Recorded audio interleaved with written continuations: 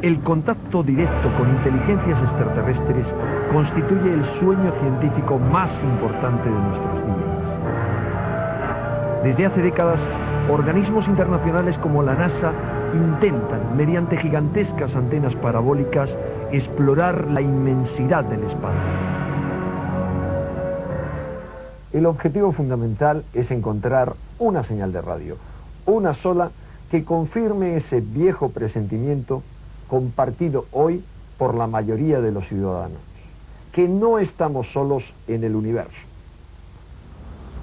Este es un telescopio óptico de 1912 y ya con telescopios similares a este, a principios de siglo se trató de detectar la existencia de vida exterior, concretamente observando el planeta Marte, tratando de determinar las variaciones de unos supuestos canales que se suponían que eran de origen artificial.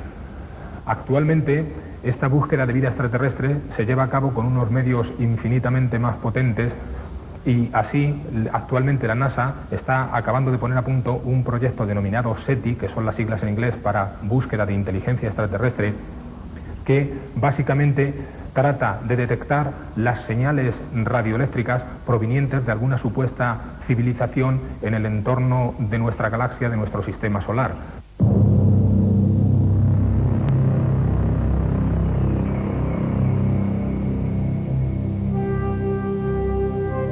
Los más de 2000 casos de encuentros cercanos del tercer tipo registrados en todo el mundo, casos en los que se ha observado a los ocupantes de los ovnis y que son objeto de análisis por parte de prestigiosos especialistas, disipan cualquier tendencia a la ambigüedad. Porque esto ocurrió estando yo en la oficina, en mi despacho, leyendo unos papeles, y al levantar la vista veo por encima del nivel de la mesa unas rodillas de un ser descomunal de estatura. Para mí, calculo que entre los 2,30, 2,50 de talla, proporcionado, bello de facciones. Era rubio, facciones muy claras o color de tez muy claro, con ojos muy claros de pupila vertical, diferente a la nuestra, que es circular. La pupila de estas entidades es vertical, con pómulos muy altos, y yo diría que la estructura maxilar sería asiática. Quizás el detalle más a tener en cuenta por mi parte eran sus ojos, inmensos, grandes, pero que expresan, no sé cómo llamarlo, quizás una infinita ternura, un cariño especial. Es una mirada que yo no había visto nunca en ningún ser humano, ni siquiera en un niño. Hace 20 años, el investigador brasileño Jader Pereira realizó un profundo estudio sobre 333 casos de ocupantes de ovnis observados en todo el mundo. Entre las conclusiones de su estudio podemos destacar las siguientes. La casi totalidad de estos seres, asegura el citado investigador, son de conformación humanoide. Su estructura física es similar a la de los seres humanos terrestres. Tienen 2 piernas, 2 brazos, manos prensiles, ojos, orejas, nariz y boca situadas dentro de una cabeza. Si hay un común denominador en este tipo de casos, es el de su poca predisposición a tomar contacto con los terrestres, sea a nivel oficial o de masas. Sin embargo, en lo que concierne a individuos aislados, en ocasiones se han saltado a la torera esta regla. El caso del madrileño Julio F. es uno de los más sorprendentes que se conocen. El caso de Julio F., que quiere mantener su personalidad en el anonimato, ha sido estudiado por numerosos investigadores, y el ufólogo español Antonio Rivera ha escrito sobre el mismo en su libro Secuestrados por extraterrestres. Este perfil es cuanto podemos mostrarles de Julio F. Oye, entonces, Antonio, ¿qué pasó exactamente aquella noche? Bueno, en realidad hay que remontarse a la noche del 4, porque esto ocurrió empezó el 4 de febrero de 1978. Julio se puso a arreglar sus avíos de caza, limpió la escopeta, preparó los cartuchos, con la intención, según había dicho su mujer durante la cena, de irse a cazar a Casavieja, Ávila, porque era el último día antes de la veda de las perdices. Pero curiosamente, no tomó por la carretera de Boadilla al Monte, que era la que llevaba a Ávila, sino que fue por la carretera de Barcelona, la del aeropuerto de Barajas, y en dirección a Soria. Llegó, creía que había pasado Medinaceli y se detuvo en un bar y le llamó mucho la atención que el camarero era un joven rubio, pelirrojo, pero con una peluca que parecía postiza. Llevaba además unos guantes de goma puestos. Le pidió el café y el cinchón y luego también le llamó mucho la atención que se notaba un olor como de pino, que hemos puesto que podía ser olor de ozono. Y también le llamó la atención que no entrara la pareja de la Guardia Civil como era costumbre. Entonces cogió el coche nuevamente para seguir hacia Medinaceli, porque él tenía la sensación de que se había pasado de Medinaceli. Y no se había pasado. Al llegar frente a Medinaceli, el coche le paró bruscamente y se le metió marcha atrás por un camino de tierra, un camino rural. Y al mismo tiempo se apagó todo, los faros, el motor, se paró todo. Y Julio, claro, salió con la luz incierta del amanecer, no había mucha luz todavía, y tomó una linterna y levantó el capó para ver que había alguna avería. Julio pensó que venía alguien, y efectivamente venían dos figuras muy altas que andaban con pasos muy rítmicos y atléticos, que se le acercaron, y al mismo tiempo Julio percibió pensamientos tranquilizadores. Julio pues se colgó la escopeta al hombro, ordenó a Mus que se fuese con él, y eran los dos hombres altos, que medían pues, seguramente casi 2 metros, tenían los hombros muy anchos, llevaban un verdugo amarillo y un traje verde muy ajustado que marcaba sus formas atléticas. La cabeza era muy voluminosa, sobre un gran cuello.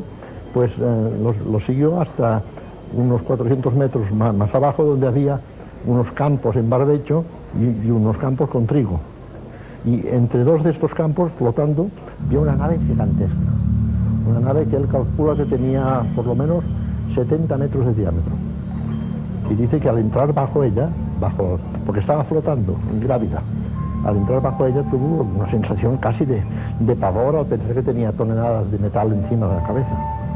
Entonces, del centro geométrico de la nave descendió un tubo, que luego Julio lo compara a un ascensor. Se abrió una puerta, entraron, llegaron a una escalerilla que Julio compara a la de una piscina. Entonces, Julio tuvo que coger el perro bajo el brazo y con el fusil al hombro y con solamente una mano consiguió trepar, pero claro, tú ya sabes que él era un montañero avezado y, en fin, era un hombre muy deportivo. Y entonces salieron a una gran sala circular, en cuyo centro había un aparato cuadrado de grandes dimensiones que se ve que era el computador central de la nave. Y allí Julio fue sometido a una serie de pruebas, algunas de ellas muy dolorosas. Los hilos o cables de distintos colores se introdujeron en el cuerpo de Julio por todos los orificios corporales. Cuando digo todos, quiero decir todos. Ya te puedes figurar. Doctor Durán, ¿conocías anteriormente de tu primer encuentro a Julio F.? No lo conocía, ni siquiera había oído hablar del caso, era nuevo para mí todo. Entonces, ¿qué tipo de pruebas realizaste con él exactamente? Bueno, pues como sabes, yo le hice una inducción al estado hipnótico, creo que consiguió un estado bastante profundo y posteriormente, pues claro, evidentemente le hice una regresión para conseguir vivir el momento en el cual él decía que le había ocurrido. Bueno, quizá la regresión no fue... Hay 3 tipos de regresión, una rememoración y una revivificación. No hice una revivificación porque no se profundizó excesivamente. Sí se profundizó, pero no todo lo que hubiera yo deseado. Un caso de abducción, el de Julio F. Una de las constantes que tiene la gente que ha vivido este tipo de casos es la sensación de que dentro de su organismo se les ha implantado algo extraño. ¿Verdad o simple ciencia ficción?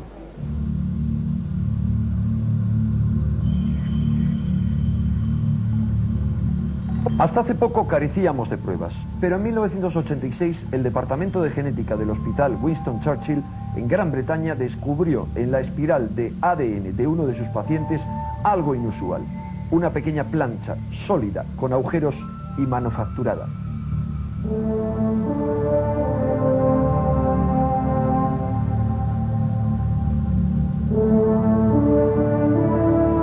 Aunque parezca impensable, solo en la provincia de Madrid se habrán producido unos 500 casos de supuestos contactos con seres extraterrestres.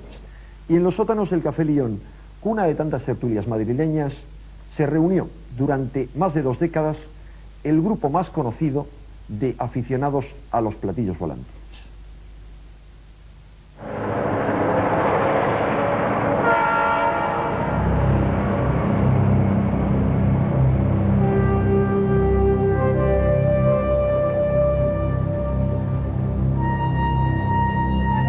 Pero el primer episodio conocido en España de presunto contacto con un ser extraterrestre se produjo en las cercanías del madrileño Puente de los Franceses. Al menos así lo aseguró el enfermero Alberto San Martín. San Martín paseaba por este lugar en la madrugada del 17 de noviembre de 1954 cuando se encontró con un extraño ser vestido con una suerte de mono. Aquel individuo le entregó una piedra negra que mostraba extraños signos en su superficie. Después, descendió hacia un platillo volante que había bajo el puente y que despegó vertiginosamente.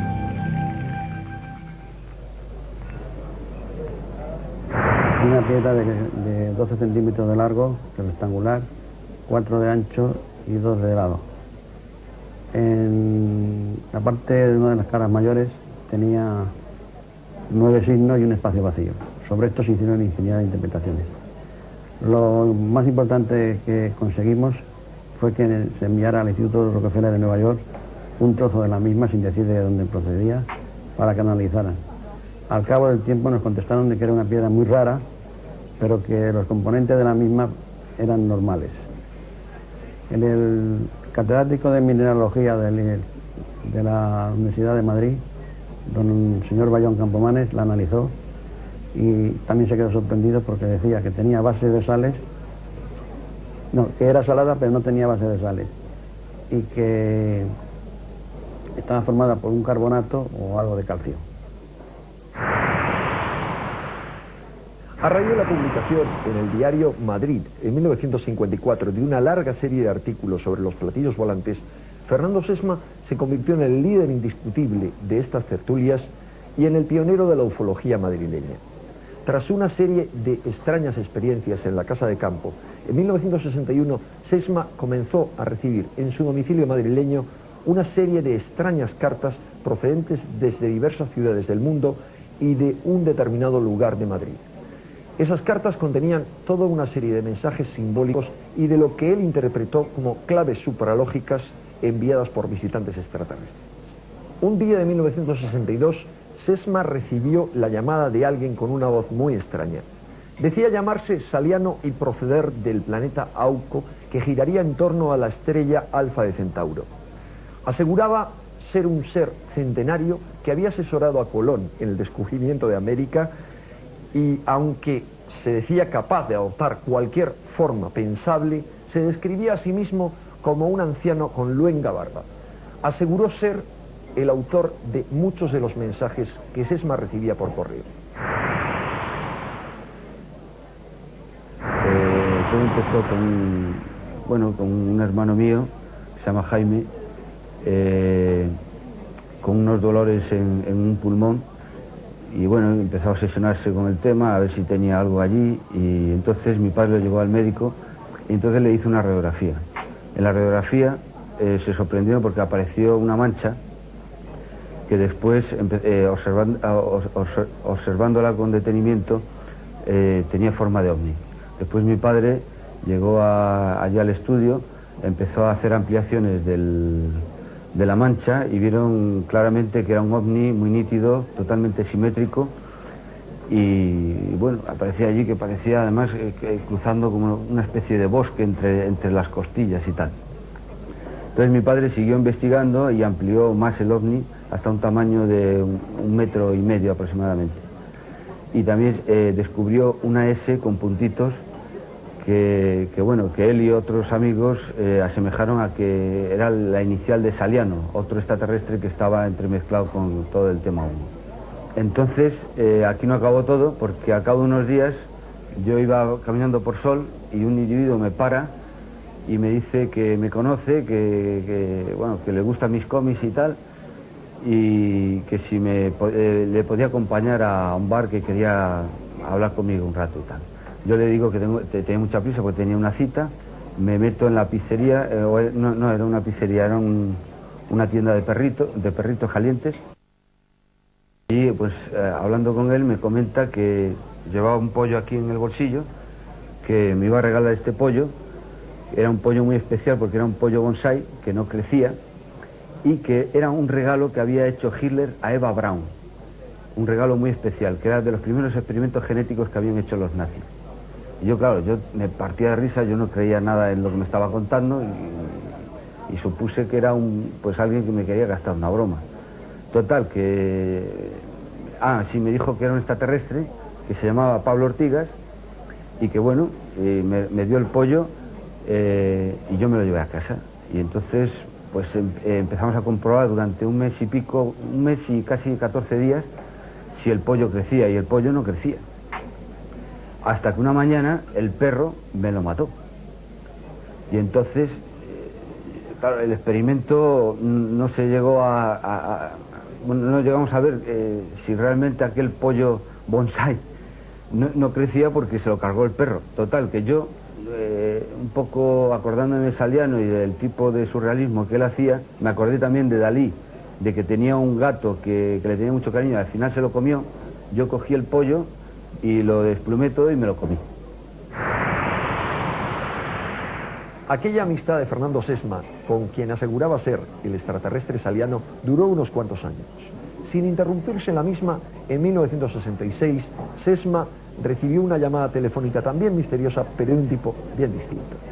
Una voz cavernosa y profunda, que se identificó como Day 98, aseguraba ser miembro del grupo expedicionario procedente del planeta Humo, un astro que giraría en torno a lo que nuestros astrónomos conocen como la estrella Golf 424. Aseguraban estar visitando la Tierra desde 1950 y comenzaron a enviar una serie de cartas e informes sobre los temas científicos, sociales, políticos, religiosos más variados a toda una serie de corresponsales en Madrid, entre los cuales se contaba por aquel entonces el comediógrafo Alfonso Paso. 3 personas, una de las cuales era yo, escribimos una serie de preguntas que tenía que contestar este supuesto extraterrestre, viéndolas, entre comillas, con sus poderes paranormales dentro del sobre. Había preguntas de tipo científico, un problema de física atómica, quiero recordar, una integral hiperbólica, preguntas de medicina y preguntas de literatura. Los sobres que contenían estaban lacrados, se tomaron fotos de los lacres, había película virgen dentro de los sobres por si se abría, que se comprobara que se había abierto. Nosotros teníamos otro trozo de esa película virgen, que era la réplica, para que no pudiera violarse. Entonces, sí, las contestaciones fueron correctas, eso es lo que puedo decir. Se grababan en cinta magnetofónica, porque las conversaciones eran a través de teléfono. Inclusive corrigió algunas de las preguntas, en concreto preguntaba cuáles eran las 3 clases de hemoglobina. Él dijo que había más clases de hemoglobina, que era errónea, y las contestaciones fueron totalmente correctas. No solo esto, sino que además realizaron a muchos de estos personajes extrañas llamadas telefónicas. Veamos a continuación una muestra de esas llamadas. Escuchen atentamente. No formulen preguntas a sus hermanos. ¿Sí? Reunidos. A mis hermanos. Sí. Bien, de acuerdo. O sea, no desean que formulemos preguntas a sus hermanos. Suplicamos perdón. Sí. Suplicamos perdón. Sí. Señor. Sí, solicitan perdón. Desconecto. Sí. Comunicación. Sí. Señor. Sí. Desconecto. Sí.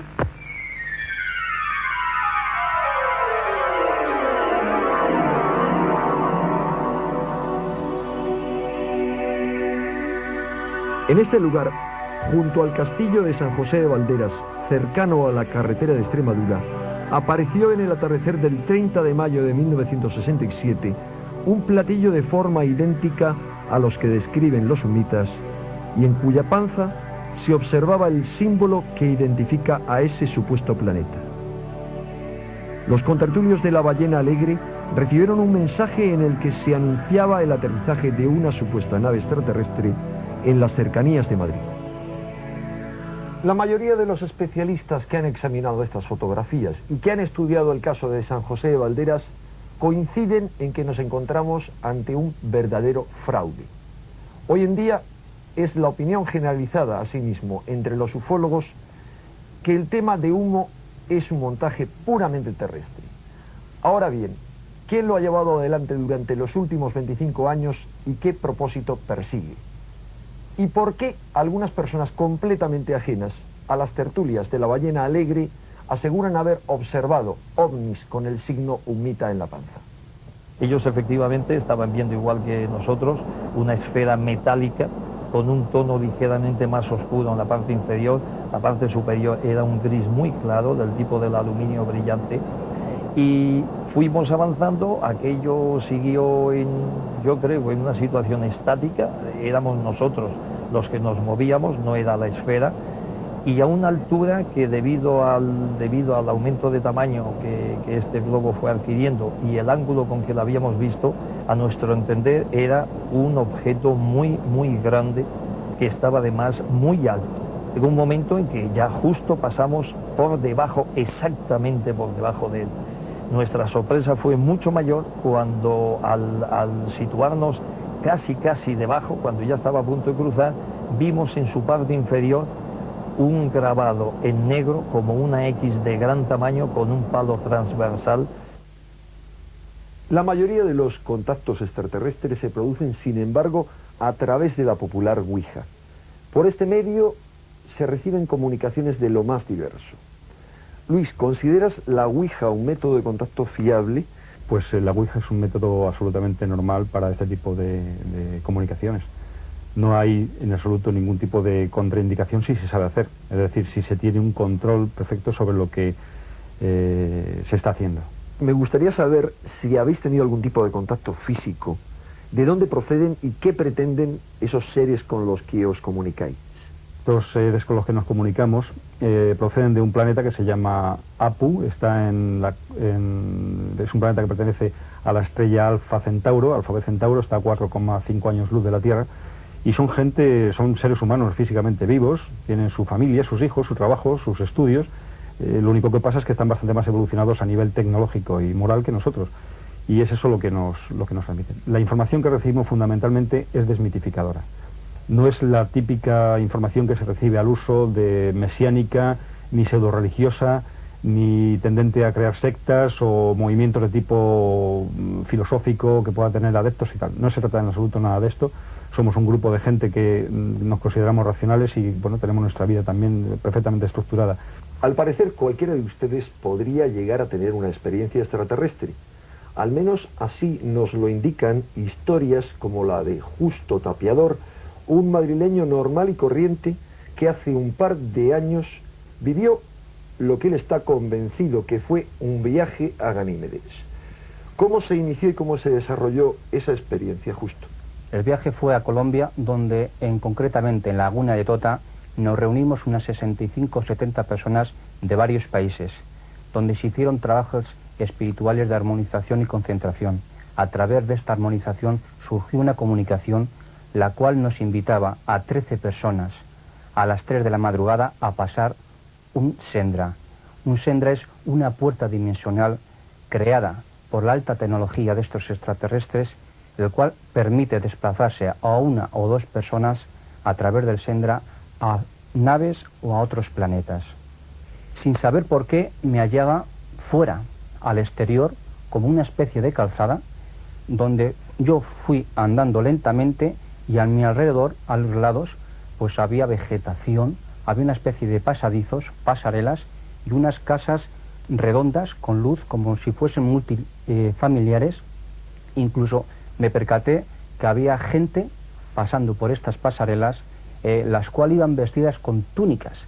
La atmósfera era, no era una noche cerrada, sino como una noche de verano con luna llena, y vi pasar lentamente dos naves, una nave nodriza y otra nave un poco más tipo lenteja.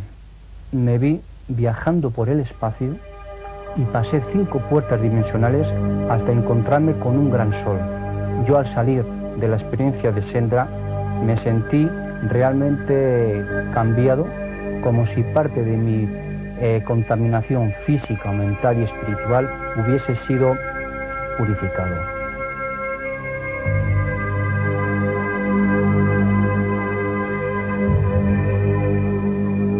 La semana que viene volveremos con nuevos misterios. Hasta entonces, que la magia de Madrid os acompañe.